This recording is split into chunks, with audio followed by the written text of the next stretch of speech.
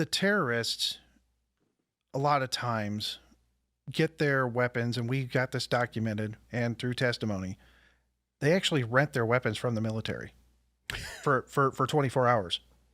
So there's bad actors in the military and police where they will rent weapons from the police and military for a 24-hour attack and then give the weapons back the day after the attack. Some groups in certain parts are well funded. They get they call it sophisticated weapons in Nigeria, but they're getting brand new AK-47s, new Russian-based AK-47s, and that money is coming up from the north. So the Fulani terrorists do coincide and work with ISIS, and they do work with Boko Haram, but they're kind of I refer to them as the Viet Cong style force. You have the North Vietnamese army, which is well funded, orchestrated, everything going on. Well, then you have the Viet Cong, which are the renegade boots on the ground. They're given marching orders, and they are executing the jihad in the middle belt, while all the attention, all the money's being focused on up north. Now,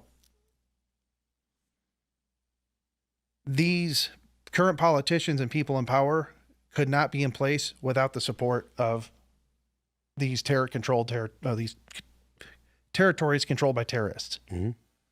They couldn't be in power. Are they getting outside money as well, or is this just something that's coming out of the government? No. We believe that they are getting outside money.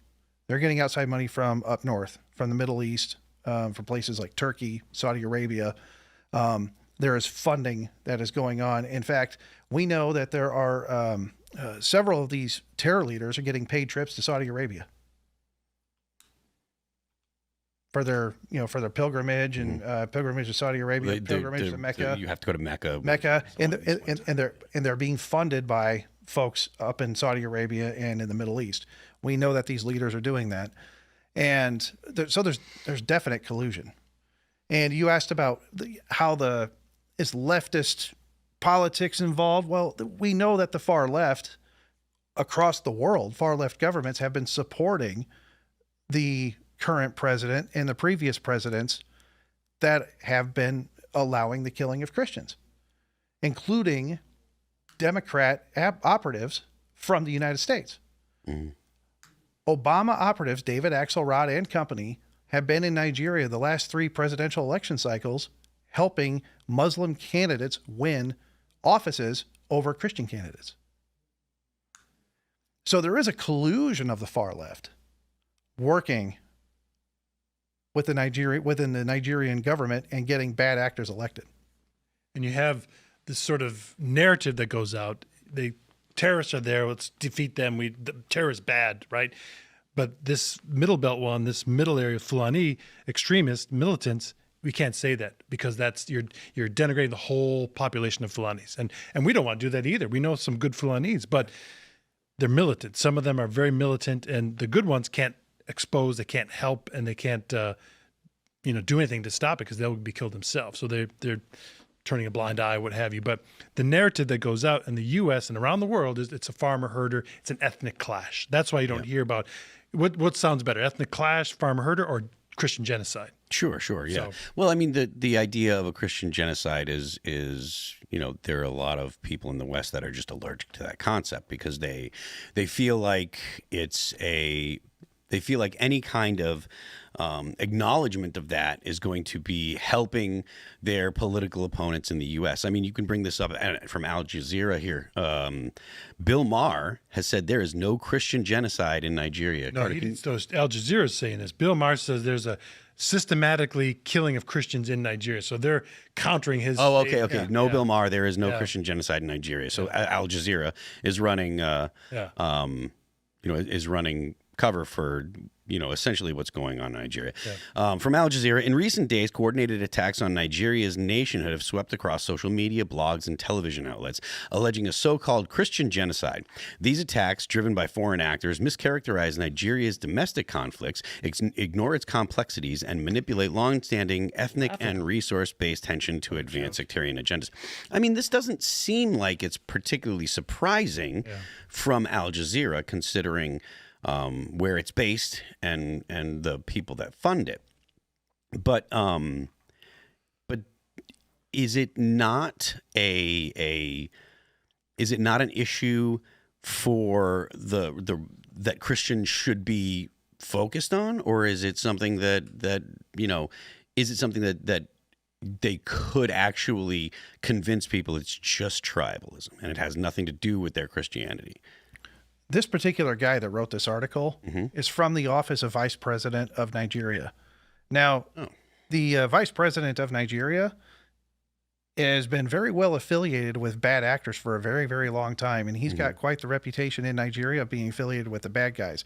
Now, why is there spin, and why does the spin hit the U.S.? Al Jazeera is one of those publications to blame for this, is because I'll just give you a prime example.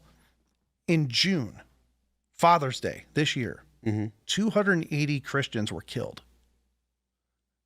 Half of them were burned alive, and the ones that weren't burned alive were trying to escape or hacked to death with machetes. Children, women, men, elderly. Yeah. I mean, it's just a slaughter. Whoever could get away was slaughtered. Okay? Al Jazeera comes out, and they lie about the numbers. They say 100 were killed. And they call it tribal clashes, farmer-herder clashes.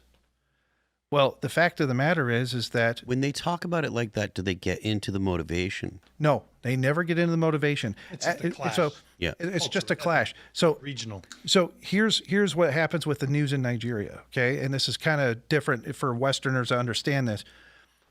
If a major event happens, the government calls for the press conference. The government pays the journalist to show up to cover the press conference. If the government does not call for a press conference, the event never happened. But the journalists who are getting paid to cover press conference have to repeat exactly what the government said. Now, you guys had said that the Constitution in Nigeria is modeled after Western constitutions. Yep. They don't have, so far we've said, we've kind of established that there's no protection for individual right to self-defense, and there's no protection for the freedom of the press or freedom of religion or freedom of speech. So other than that, it's all good, right? Yeah, right. So by the time the information gets out and it goes to the AP, Yeah. when it gets to the AP, it's all filtered through Al Jazeera. And the AP Yeah. just accepts the narrative that's being sent out. They don't have their own. They don't. I mean, obviously, there's Occasionally they do, but even worse still is the data that's compiled that the U.S. government looks at, ACLED, ACLED, that if you go to that website, they do a good job, they try, but they're just culling the internet, just going through it. They got a program they write, they get this, they don't say Fulani militants killed, they say, it's a farmer-herder clash. We'll go those unknown gunmen. That's the other one, unknown gunmen. Unknown gunmen. Let's just call them unknown. Well, we know exactly who they are. We call the village, find someone there. They know exactly who it is, and they're trying to say it, but they get stopped. So this data system that you see reported is incorrect because all the information being fed by the so-called journalists in Nigeria aren't reporting accurately. Right, and the final filter goes through Al Jazeera, which then goes to the AP.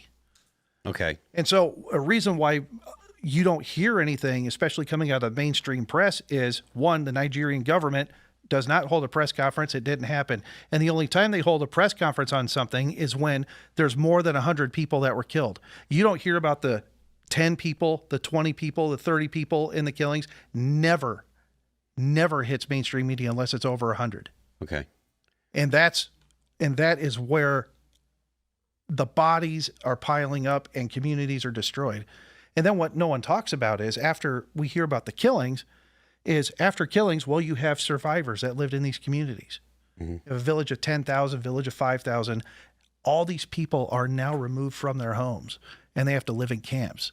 And so currently right now, there's 3.5 million Christians that are living in squalor in awful camps.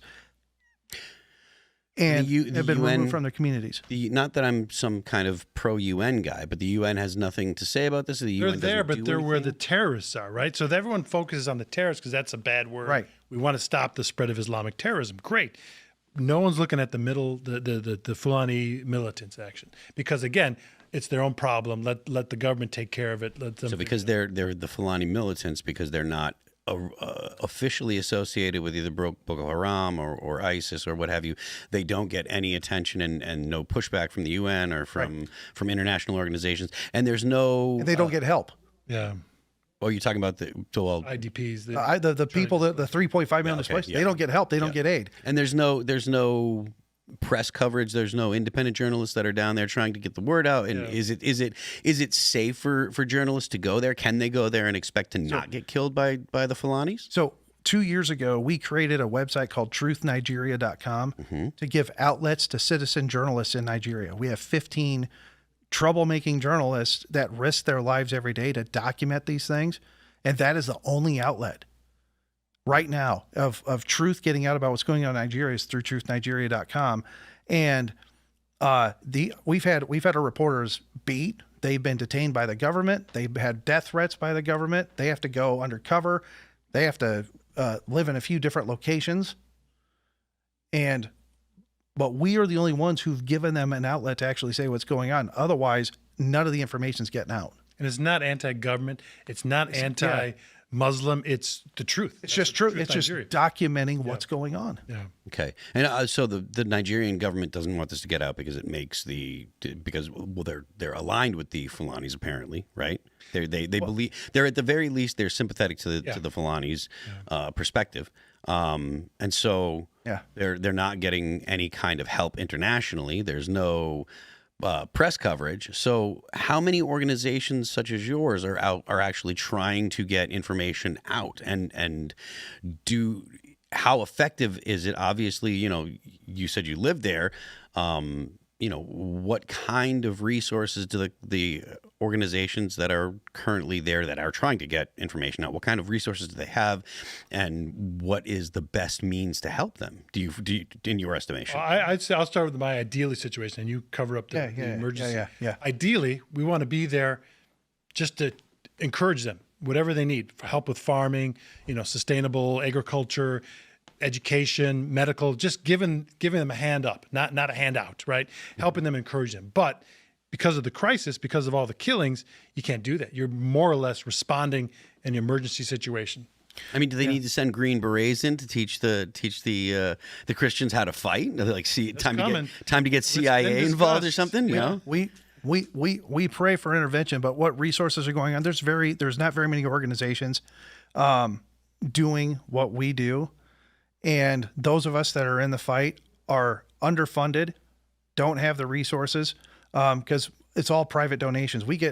Our organization, equippingthepersecuted.org, gets no government funding. The other local missionaries that are out there that we team up with don't get any big funding. And this is a fight we've been in for several years. That's why we're all kind of shocked that, thank you for bringing us on again to talk about this, because we've been at this for years, trying to get the truth out. And we're very underfunded, and the government funding, like UNICEF and the UN, they're expending resources up at the north, and the resources that come in from the UN and came in from UNICEF end up in terrorist hands. It never gets to the people that are really suffering and need it. That's typical. I mean, you hear the same kind of argument when it's dealing with, whether it's you go way back to the 90s when Adid was in Somalia, he would get all the aid from the UN. It would never make it to the Somalian people. You hear the same narrative when it comes to Gaza, that Hamas takes all of the aid and controls who does and does not get it. So they use it as a tool to keep the people in line. And so that's something that's fairly typical of these type of regimes where the government is actually supposed to be processing the aid and handing it out to the people that need it, but really what they end up doing is holding on to it and enriching themselves. Thanks for watching this clip from the Culture War Podcast. We're live every Friday, 10 a.m. to noon, so subscribe and come hang out.